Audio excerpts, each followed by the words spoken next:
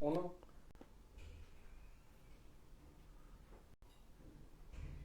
Hola amigos, me da mucho gusto saludarlos a través del canal cultural. Desde este espacio dedicado al conocimiento de nuestra historia, desde este canal cultural nos hemos interesado en temas profundos del devenir histórico de nuestro México. Y estamos pues ya en el mes de julio de el año 2022. Estamos a escasos 3 años de conmemorar los 500 años de la muerte del güey Tlatoani, del gran Tlatoani de México Tenochtitlan, que es Cuauhtémoc. Y el interés que tiene este canal, que es el interés que yo aliento de manera personal, es que esta fecha no sea intrascendente, que realmente se resignifique y se resimbolice la figura de Cuauhtémoc, una de las figuras más emblemáticas de la historia de México. Y por eso vamos a hacer el día de hoy un recuento de algunos elementos sobre Cuauhtémoc, de su vida, de su trabajo como emperador y de su presencia en el mundo como ser humano. Esta nueva narrativa se está impulsando desde este canal. Hemos visto a Cuauhtémoc con muchos ojos. Los ojos del siglo XVIII, que podrían ser los ojos de Clavijero. Los ojos del siglo XIX, que podrían ser los ojos de Aniceto Ortega o de Heriberto Frías. Los ojos del siglo XX, que podrían ser los ojos de los grandes historiadores de carrera, como don Miguel León Portilla, como don Alfredo López Austin, o el arqueólogo Matos Moctezuma, don Eduardo Matos Moctezuma, que me merece mucho respeto y siempre que lo escucho me parece que es una de las personas mejor informadas sobre Cuauhtémoc. Cuando asisto a sus conferencias, él ha hecho un círculo de seguidores en Facebook y en Internet, en las redes sociales, y es un verdadero placer escucharlo por la manera tan profesional y crítica con la que maneja siempre su postura respecto a los temas del acontecer arqueológico de la historia de los mexicas, y en particular su trabajo sobre el Templo Mayor y las excavaciones del centro histórico de la Ciudad de México. Todos ellos han dejado una huella en el trabajo para rescatar la figura y la imagen de Cuauhtémoc. Sin embargo, se necesita aún más narrativa, mucho más moderna, mucho más elocuente, mucho más sabia. El siglo XXI, al menos este primer cuarto de siglo, se ha caracterizado porque hemos cambiado las estructuras, hemos cambiado los discursos, hemos mejorado los mensajes y nos hemos centrado más en la vida particular de las personas, en la vida de los seres humanos. Cuando yo propongo un cambio de narrativa respecto del último gran Tlatoani de México Tenochtitlan, que es Cuauhtémoc, me propongo el profundizar en aquellos rasgos de la persona, en aquellos rasgos del ser humano, en aquellos rasgos del individuo que se sorprende ante la llegada de la nueva era. Porque la llegada de Hernán Cortés a México no era simplemente la llegada de un grupo de conquistadores, no era la llegada de unos extranjeros, era un cambio en el universo, era de naturaleza cósmica, porque los aztecas vivían en un mundo donde la religión lo permeaba todo. Vivían en un mundo mágico, mítico, religioso y cósmico que era mitológico. Todo se conectaba con todo en una especie de gran holograma universal, y ellos esperaban la venida del dios Quetzalcóatl, una enigmática figura de Mesoamérica que está representado como el dios de la sabiduría y del conocimiento, que alguna vez reinó en Tula Xicotitlán, y que partió y se fue a Temanchán y subió a los cielos y se convirtió en la estrella Venus, Tlahuizcalpantecutli. Eso dicen los textos mitológicos de la antigua Mesoamérica. Pero ese Quetzalcóatl que había enseñado y había gobernado en Tula, y luego había ido a Cholula, que era un héroe cultural de Mesoamérica, ese ser tan admirado y tan seguido y tan amado, que había enseñado a los hombres todas las virtudes de la ciencia, del conocimiento, de la escritura, le atribuimos a Quetzalcóatl el conocimiento universal.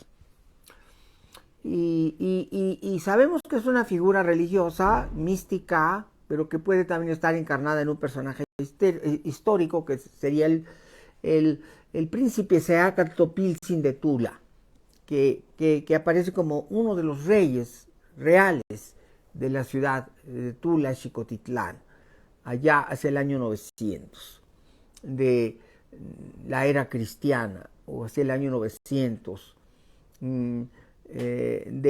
después de Cristo. Pero aquí lo importante es que esta figura, que es muy representativa y muy simbólica, anuncia su regreso.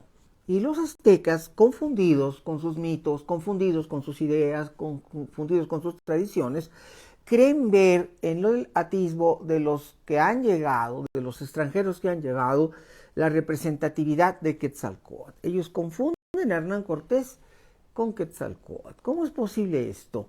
Bueno, es que no deja de ser sorprendente el mito. Quetzalcóatl era un hombre de raza diferente. No era como cualquier amerindio de tez morena y de cabello negro, oscuro. No, Quetzalcóatl era como el sol. Tenía los ojos claros, verdes, se dice en algunas fuentes como el cielo azul. Tenía los cabellos dorados y rubios como el sol. Y tenía la tez muy blanca. Era un hombre de raza blanca. Exactamente como los que habían llegado en las casas del agua. Así llamaban los aztecas a los barcos de Hernán Cortés, las casas del agua, sí, porque tenían forma de casas, pero flotaban y se adentraban en el mar. No es algo descabellado, es bastante lógico pensar que por ese mismo mar por el que se fue Quetzalcóatl 500 años antes, regresara. Sí, porque Quetzalcóatl, según la tradición y el mito, sale de Tula y se va a algunas ciudades en peregrinación, entre ellas Cholula, y finalmente alcanza la costa de Tehuantán. Tehuantán es el estado de Tamaulipas, y ahí se adentra en el mar, camina sobre las aguas, flota sobre las aguas, y en una balsa de serpientes de fuego se eleva y se va a los cielos, y se va, y se retira, prometiendo regresar. Entonces no tiene nada de extraño pensar que esas mismas barcas que están flotando sobre el agua, los aztecas ven que aquellas casas no se hunden, sino que aquellas casas flotan impulsadas por vientos, por vientos que son Quetzalcóatl, velas de viento que los hacen moverse.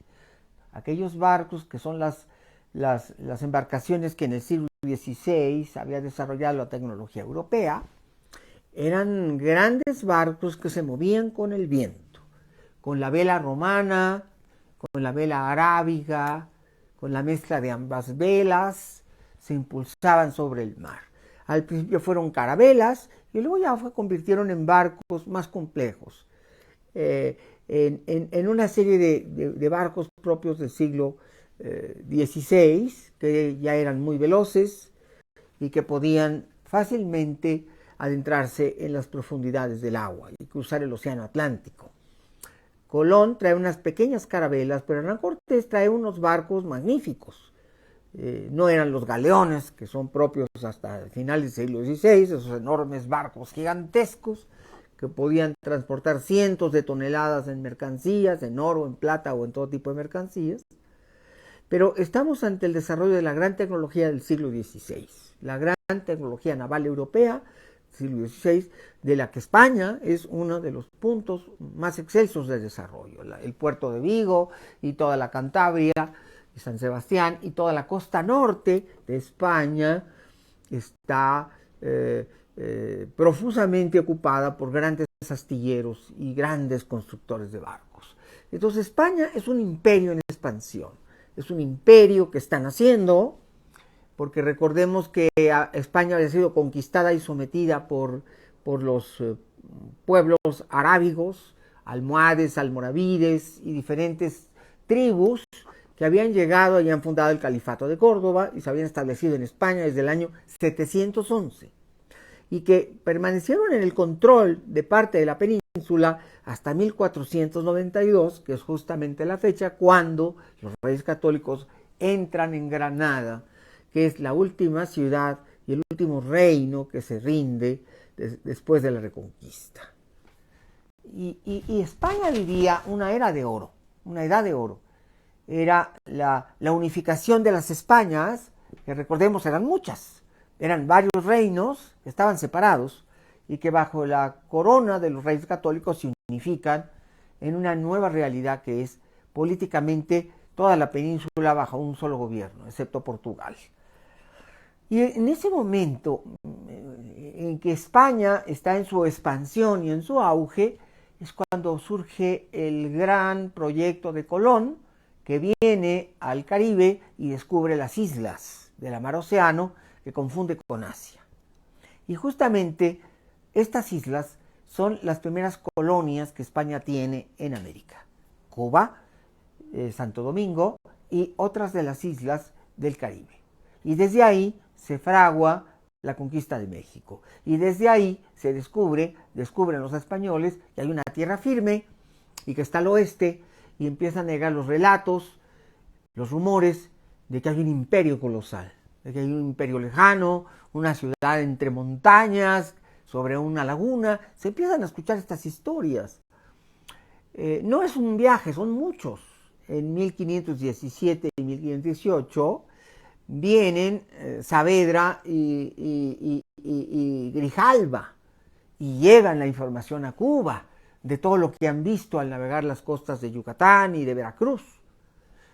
Y obviamente el gobernador de Cuba es el que monta la expedición y elige a Hernán Cortés para que la conduzca, para ir a la conquista de esas tierras y de esas ciudades, Cibola y Quivira, de esas antiguas ciudades que existen en la tierra adentro y que quieren ser conocidas. Y así Cortés sale, por cierto, mal con el gobernador Velázquez, Diego de Velázquez, lo quiere destituir para que no conduzca él la expedición, pero Cortés se adelanta, se escapa, se roba las naves, por eso van a mandar a Pánfilo de Narváez a que lo combata y a que lo aprecie, pero eso va a ser después.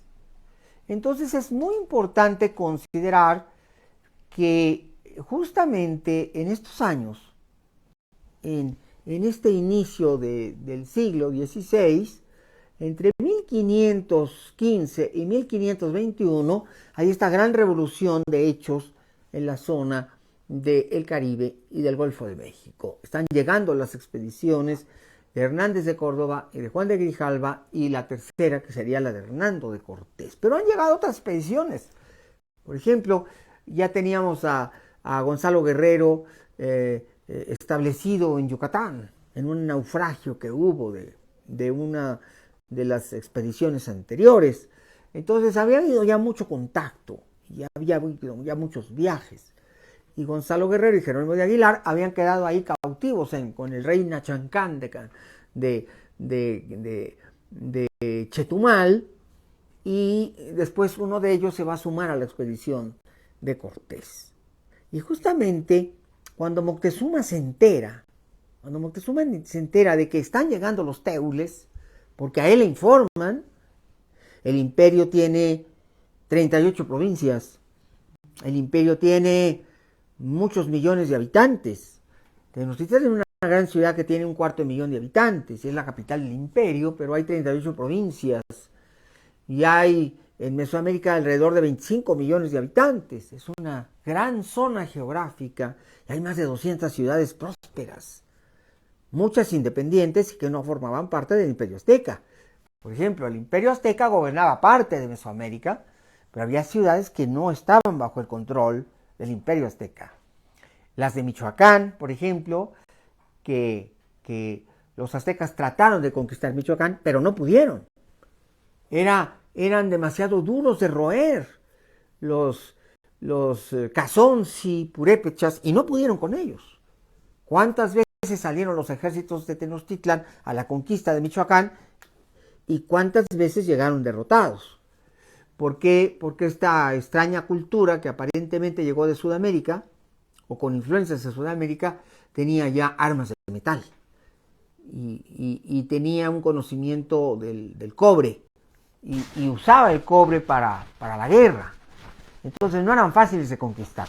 Pero el imperio azteca tenía una extensa zona de dominio que incluía las dos costas, Guerrero, Veracruz, incluía el Istmo, incluía la Mixteca, incluía parte del Bajío, incluía la zona huasteca, la Sierra de Puebla, el Valle de México, enormes extensiones que llegaban hasta Guatemala, a lo que es la costa de Guatemala, la última provincia, la última que se conquistó y la última en distancia, pues era precisamente lo que es la costa de Soconusco, el Soconusco que hoy sería la costa de Guatemala. Entonces el tamaño de Mesoamérica muy grande, el imperio mexica ocupaba el 80% de ese territorio y de todos sus bienes y ciudades. Y Moctezuma estaba perfectamente enterado, estaba muy enterado de lo que estaba pasando en su imperio y de que pasaban esas casas del agua de gente rara y blanca y rubia y de ojos claros, como Quetzalcóatl. Entonces a nosotros nos parecería muy absurdo,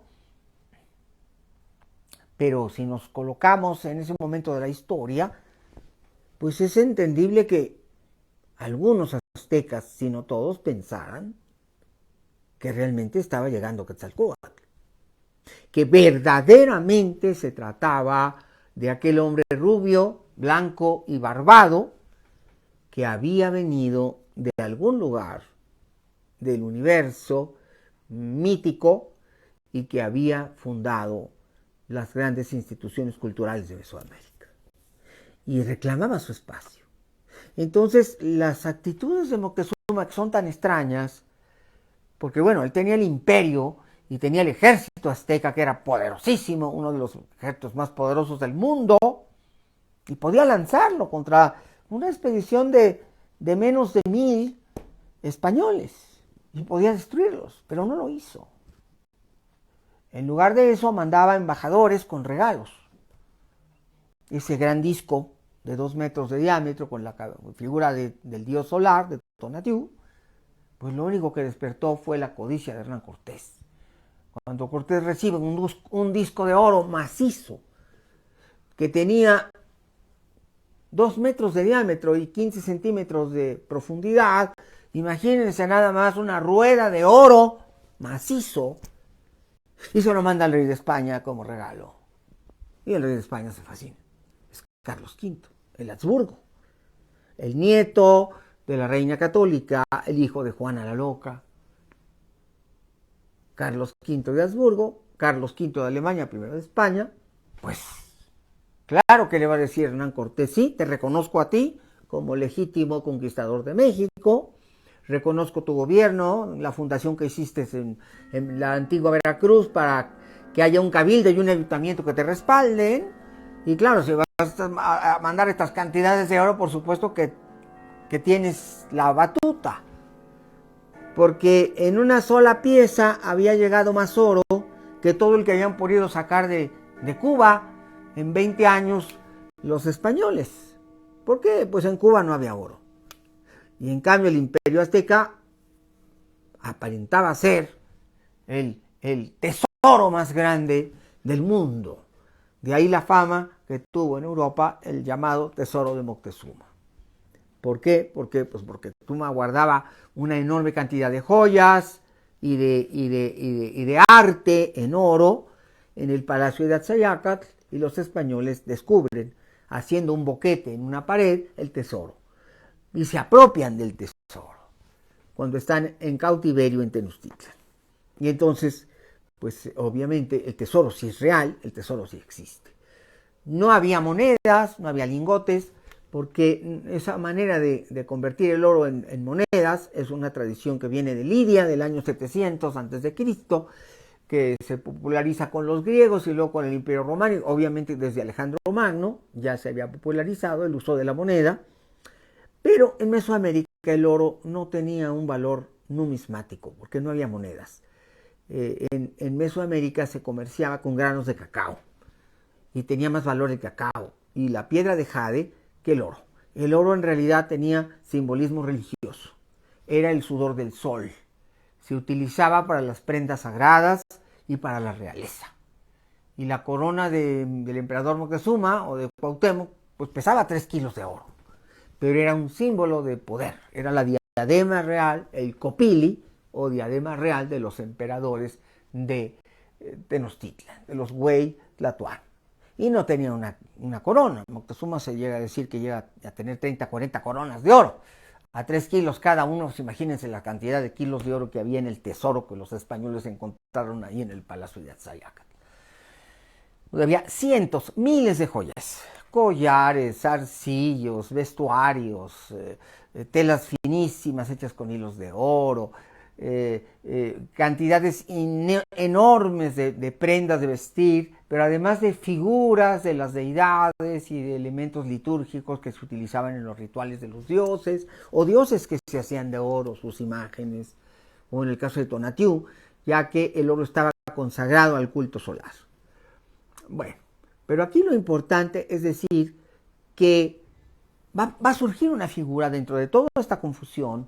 Moctezuma se entera de la llegada de los teules y no sabe qué hacer, no sabe qué presencia tener, si manda guerra o manda paz, si manda embajadores con regalos, esto sería mandar la paz, o manda sus ejércitos para enfrentar a los teules que han llegado. Y entonces llegan las noticias de que ya ha habido enfrentamientos, porque recordemos que los españoles ya tuvieron un enfrentamiento contra los mayas, allá en Aquimpech, en lo que hoy es Campeche, y derrotan a los mayas.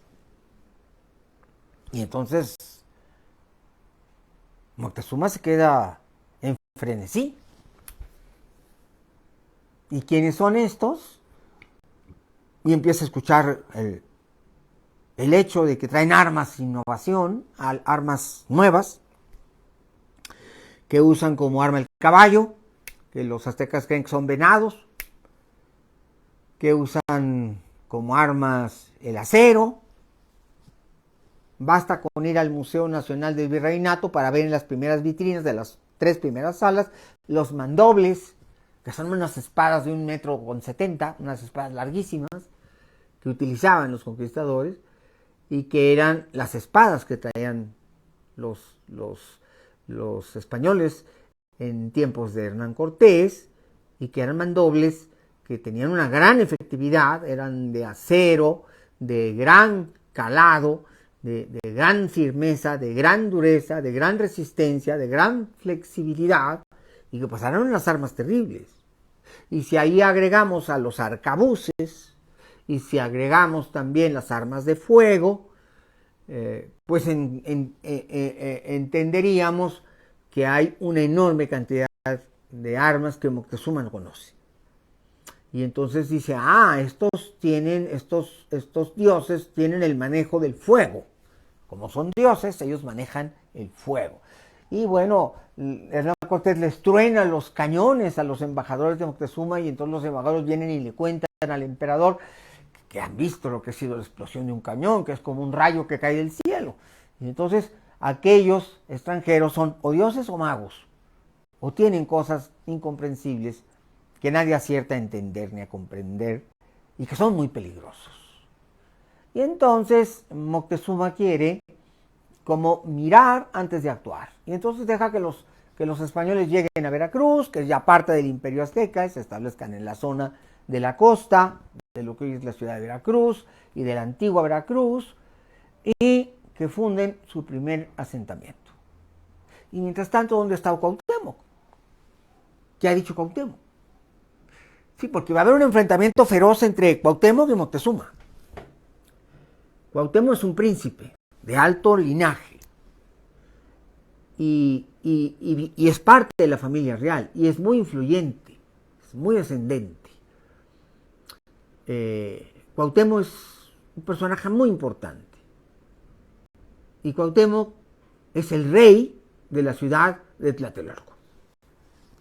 Porque cuando los mexicas llegan, se dividen en dos ciudades, la ciudad de Tenochtitlan y la ciudad de Tlatelolco. Y ahí se forman dos coronas de mexicas, todos son mexicas.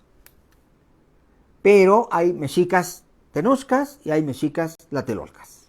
Y son dobles identidades. Todos son mexicas, pero unos son tlatelolcas y otros son tenochcas. Y guerrean entre ellos.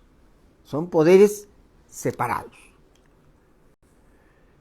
Ya iré profundizando en este tema, pero a ese linaje pertenece Cuauhtémoc. Y lo primero que escuchamos en los documentos,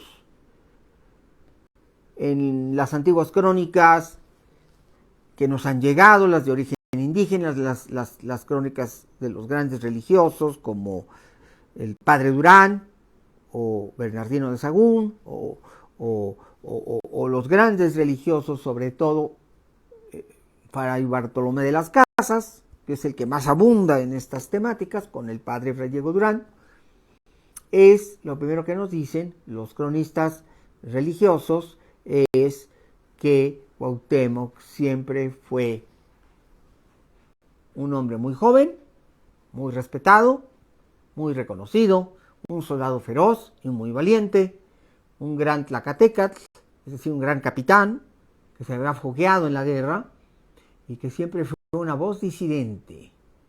Él no quería a los españoles en Tenochtitlan. Él abogaba por hacerles la guerra, expulsarlos, perseguirlos y aniquilarlos. Ese es el momento en que entra la figura de Cuauhtémoc. Cuauhtémoc no está satisfecho con lo que está haciendo su pariente, son parientes, son familia, Moctezuma y Cuauhtémoc. Cuauhtémoc es un hombre muy joven, de 20 años, de 22 años, cuando se confronta con el emperador Moctezuma, que es un hombre de 40 años. Hay una diferencia del doble de edad. Moctezuma le duplica la edad a Cuauhtémoc. Y Cuauhtémoc, aquel hombre tan joven y tan valiente, no tolera ni quiere la presencia española en la ciudad de Tenochtitlan. Y va a ser una voz disidente. Y va a ser una de las voces más potentes en el momento en que se levanta en la noche aquella en que los españoles huyen de Tenochtitlan y casi mueren en su totalidad, que es la Noche Triste. Va a ser una de las voces más fuertes, más firmes, que incitan a confrontar, guerrear y acabar con los extranjeros. No nada más con los españoles, sino con los 5,000 tlaxcaltecas que los acompañan y que están con ellos dentro de la ciudad. Esto es muy importante. Cuauhtémoc siempre va a tener un solo discurso y una sola posición. Y este discurso y esta posición es en contra, siempre en contra de los españoles. Es intolerante con la presencia de los extranjeros. Es intolerante con negociar con ellos. Es intolerante, él solamente quiere guerra. Y este es el primer matiz que me gustaría que todos conserváramos, que voy a seguir hablando en estas charlas sobre Cuauhtémoc. ¿Quién es? ¿Qué hace? ¿De dónde viene? ¿Cómo piensa? ¿Cómo es su familia? ¿Cómo está estructurada su mente? ¿Qué sabemos de él? De su figura, de sus características físicas, biológicas, de su imagen, de cómo era su voz, de cómo era su físico, de cómo era su trato, de cómo pensaba, cómo actuaba, cómo había sido su crianza, cómo su infancia, cómo su adolescencia, cómo su juventud. Quisiera que hiciéramos ese rescate de este joven que se convertirá en un último Tlatoani, emperador del imperio azteca, del imperio más importante y poderoso del continente americano.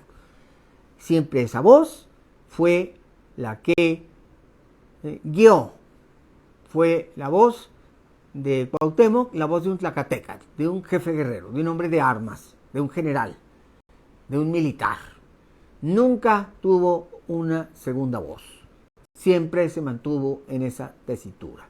Y también quisiera decir que esto es el primer programa de muchos que haremos sobre Cuauhtémoc y su presencia y su importancia, porque nos interesa resaltar, antes de que llegue la fecha de la conmemoración de los 500 años de la muerte de Cuauhtémoc, difundir un conocimiento profundo del personaje. Yo decía en una transmisión que hice ayer o antier, ¿qué sabemos de Cuauhtémoc? Pues lo que nos dicen en la escuela es que Cuauhtémoc, pobrecito, le quemaron los pies. No. Esa narrativa hay que desecharla. No.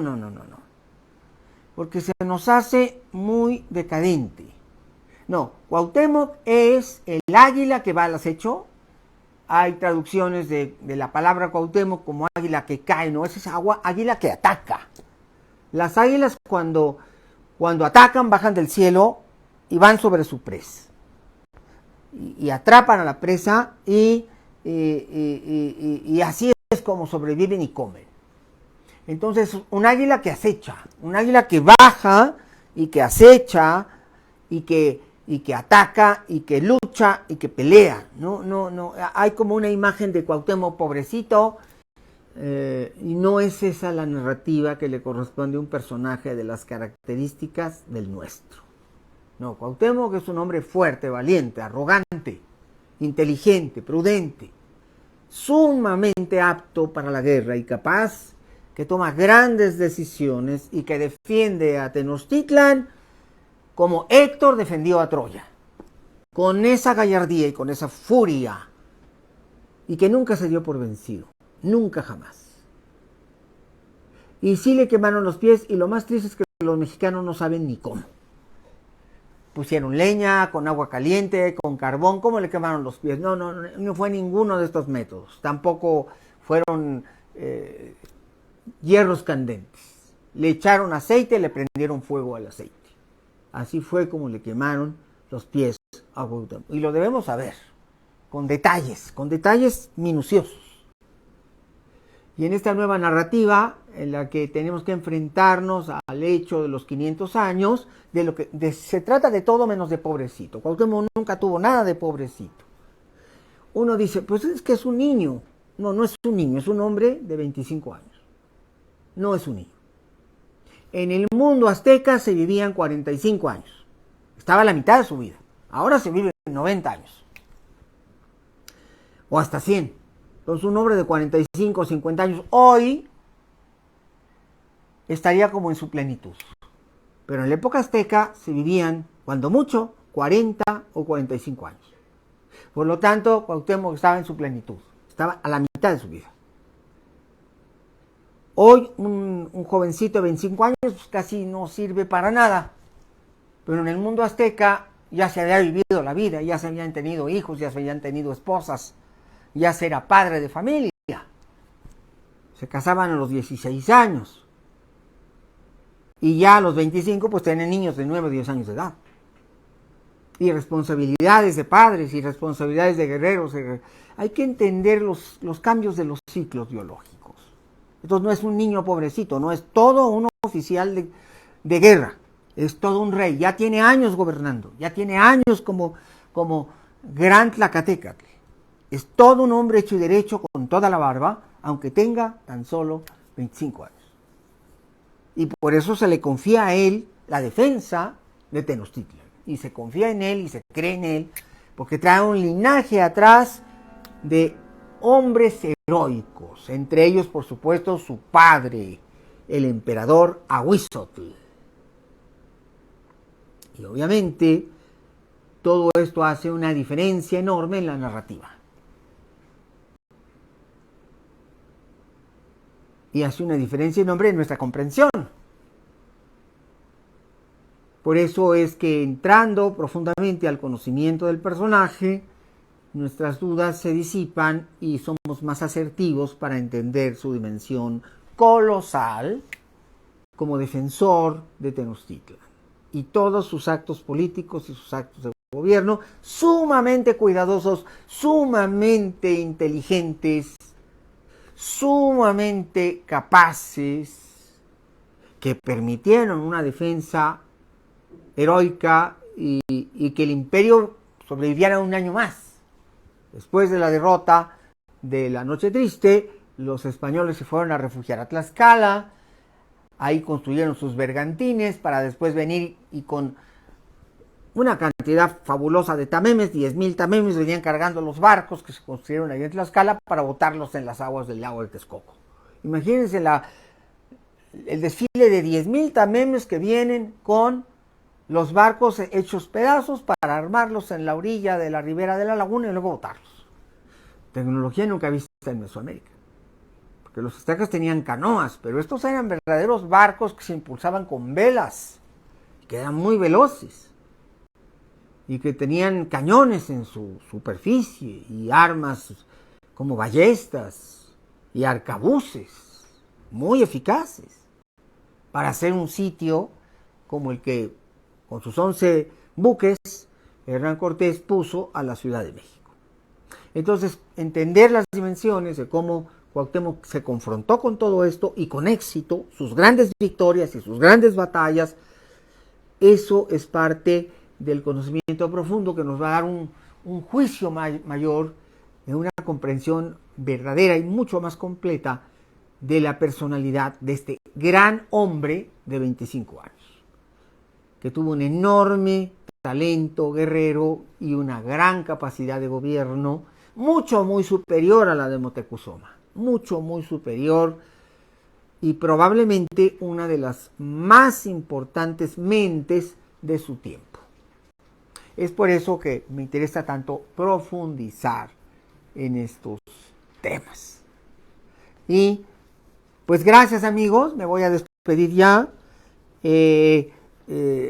Los dejo con la inquietud de seguir estas transmisiones que se van haciendo, que se irán haciendo con mucha frecuencia y que vamos a ir avanzando sobre el tema de ¿y quién es Cuauhtémoc? Y qué sabe hacer, y dónde lo aprendió, y cómo gobernaba, y con quién contaba, quiénes eran sus manos derechas. A veces no figuran, la historia a veces es tan raquítica que no nos hablan, por ejemplo, de quién era su mano derecha. Tenía un hombre maravilloso a su lado, que tenía una enorme capacidad de gobierno y que era justamente su mano derecha, y que es Tlacotzin, el gran Cihuacóatl del imperio.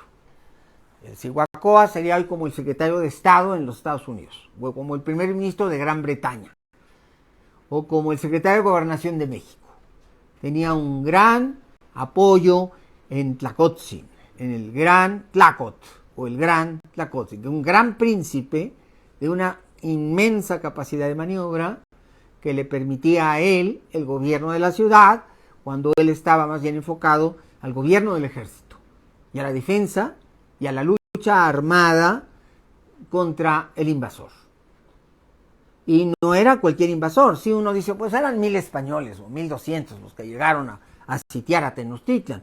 Bueno, sí, eran 1,200 españoles, pero 100,000 aliados, un ejército de 100,000 aliados de Cortés, entre los cuales había huejotzincas, tlaxcaltecas, totonacos y muchos otros pueblos, que es importante conocer cómo se dio realmente la batalla por Tenochtitlan.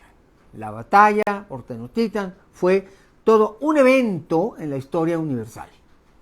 Una batalla que se narra así como la destrucción de Cartago en la Tercera Guerra Púnica, cuando Cartago es borrada de la faz de la tierra, así como Tenochtitlan fue borrada de la faz de la tierra por los ejércitos de Escipión el Africano, que conquista Cartago y la desintegra y la destruye, o como los aqueos cuando van y destruyen Troya. Es decir, es uno de los momentos más épicos de la historia universal. O como Alesia, cuando Julio César le pone sitio a la ciudad de Alesia y ahí cae en sus manos Vercingétorix, que era el último gran rey de los galos, en aquella Galia francesa. Y después se lleva a Roma a Vercingétorix en calidad de rey derrocado y de rey derrotado. Esos grandes momentos de la historia universal, como la conquista de Bizancio en 1453, la caída de Bizancio, que caen los muros de Constantinopla por el asedio de los grandes cañones otomanos, son uno de los grandes momentos de la historia de la humanidad, una de las grandes fechas de la historia de toda la humanidad. El 1521 en Tenochtitlán es la caída de un imperio y de una capital y de una enorme ciudad y de un pueblo muy heroico, tan heroico como los troyanos lo fueron en la Ilíada y la Odisea, en la mente y en el relato de Homero, o tan heroico como lo fue Cartago en su tercera guerra púnica, o tan heroico como lo fue cualquiera de las grandes ciudades que cayeron bajo el dominio de otra, como en el caso de Bizancio, que se perdió para la cristiandad y se convirtió en un reino musulmán, en la actual Turquía. Esas fechas tan significativas, tan importantes, que van concatenando los momentos de la historia. Por lo tanto, la batalla de Tenochtitlán se escuchó en todo el mundo, se relató en todos los idiomas. Se escribieron libros en China y en India y en el mundo árabe y en Europa sobre la batalla de Tenochtitlán. Fue un acontecimiento de su época, de su tiempo, que provocó reacciones en todo el mundo. Fue uno de los grandes momentos de la historia universal. Y todo el mundo escuchó por primera vez palabras como Tenochtitlán, palabras como los aztecas, palabras como los mexicas, y se enteró de la existencia de esa bellísima y gigantesca ciudad de las 100 torres, las pirámides que había en el centro histórico, en lo que era en torno al Templo Mayor, y que según Bernal Díaz del Castillo y según Sagún y otros cronistas, tanto de los guerreros como de los sacerdotes, eran los cues o las torres, las pirámides levantadas a los dioses de Mesoamérica, que eran los dioses aztecas. Entonces, no quiero que se pierdan estos relatos, donde vamos a ir abundando y profundizando. Y algunos libros que me pidieron que les recomendara, algunas biografías de Cuauhtémoc. Está la de Arturo Ríos Ruiz, que se llama así, Cuauhtémoc Conquistador. Me gusta el tono con lo que Ríos describe a Cuauhtémoc. Está la novela de Pedro Ángel Palau, de Cuauhtémoc. No la recomiendo precisamente, pero si ustedes quieren disfrutar a un autor que no se compromete mucho con los datos, pero que sí es bastante descriptivo con los hechos, puede ser una buena opción. Y este libro, Cuauhtémoc, Vida y Muerte de una Cultura, de Héctor Pérez Martínez, sí lo recomiendo en cuanto a la minuciosidad histórica. Luego, mi gran amigo querido y maestro Federico Navarrete, del Instituto de Investigaciones Históricas de la UNAM, escribe este libro que me encanta, ¿Quién conquistó México? Esta es una gran recomendación que les hago de don Federico Navarrete, del gran maestro Federico Navarrete, investigador del Instituto de Investigaciones Históricas de la Universidad Nacional Autónoma de México, muy bien documentado, espléndidamente bien documentado y con esta nueva narrativa. Hay un libro interesante, Los Reyes Aztecas, yo diría de lo más interesante, de Susan Gillespie, se los recomiendo, y este es de siglo XXI.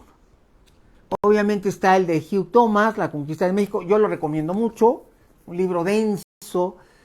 Yo aquí tengo marcados los pasajes que tienen que ver con Cuauhtémoc, lo recomiendo mucho, muy atractivo, muy interesante. Hay un libro ligero de Cuauhtémoc que escribió Salvador Toscano, que es del Fondo de Cultura, muy básico, pero entretenido. Cuauhtémoc de Salvador Toscano, muy básico, pero entretenido. Vale la pena echarle una mirada Y está este de Marisol Martín del Campo, de Cuauhtémoc, muy sencillo, muy elemental, pero muy bien narrado. Un libro muy bien narrado, muy bien escrito. Y obviamente hay un libro de una cubana muy famosa que yo leí hace muchos años. Este libro era de mi madre. Lo tengo subrayado y anotado por todos lados. Y es todo un monumento y se llama Guatimotzin. Y fue escrito hacia 1848, allá en La Habana, Cuba. El Guatimotzin de Gertrudis Gómez de Avellaneda, el favorito de mi madre. Este libro me lo leía niño, yo tenía 5 o 6 años, ella me lo leía con su voz melodiosa y yo la escuchaba. Yo en las tardes, en lugar de televisión y cine y esas cosas, yo escuchaba la voz de mi madre que me leía estos libros cuando tenía 6, 7 años y recuerdo cómo disfrutaba yo de esta maravillosa obra Guatimotzin de Gómez de Avellaneda, que también se las recomiendo muchísimo, sobre todo para seguir estos relatos.